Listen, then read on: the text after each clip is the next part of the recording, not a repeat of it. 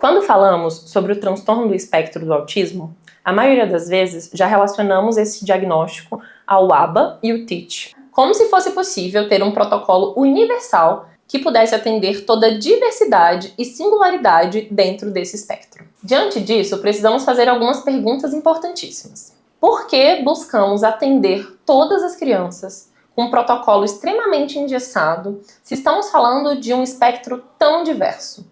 E por que, primeiramente, olhamos para o método antes mesmo de conhecer e olhar para as potencialidades e características daquele paciente e daquela família que chega em nosso consultório? Estamos falando de um transtorno do neurodesenvolvimento, que envolve um modo único de interação, comunicação, formas diferentes de experimentar e sentir o ambiente e as experiências.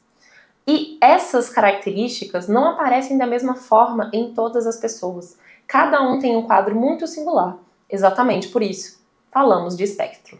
Ainda assim, a maioria das famílias se deparam com uma indicação rápida e imediata para intervenções em ABA ou TEACH.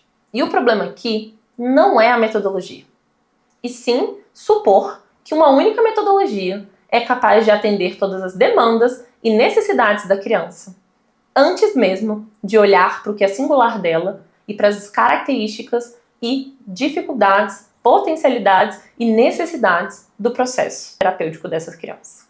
A ciência atual reforça a necessidade de que a intervenção seja individualizada, contextualizada e flexível. Mas na prática, o caminho segue a direção contrária.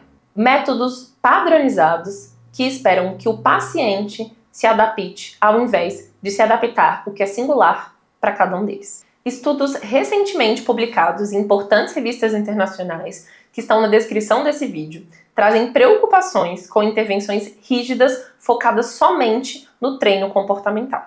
Abordagens que tentam moldar comportamento podem incentivar o mascaramento e o desenvolvimento de maior ansiedade, impactando a saúde mental, principalmente na vida adulta. Adultos autistas relatam que foram ensinados a parecer neurotípicos, mas que não aprenderam a se conhecer, a se comunicar e a se autorregular.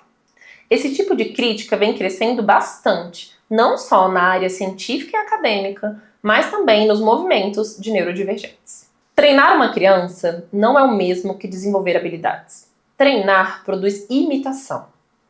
Desenvolver habilidades produz autonomia. Quando a intervenção está centrada somente em corrigir o comportamento, perdemos a oportunidade de desenvolver habilidades e conhecer potencialidades dessa criança.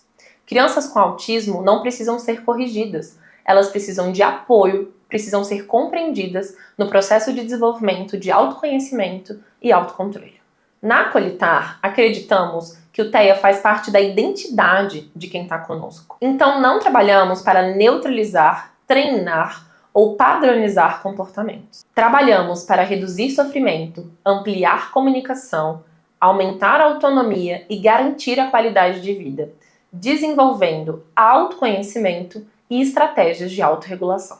Nossa estratégia é sempre singular, construída junto com a família, a escola e o próprio paciente. Se você busca uma intervenção que enxerga para além do comportamento e que valoriza e respeita a forma de se expressar e de sentir de cada pessoa com autismo, Acolitar é esse lugar.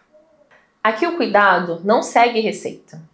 Ele acompanha a vida real e as necessidades de cada paciente que nós atendemos. Porque desenvolver é criar caminhos possíveis e não moldar identidades.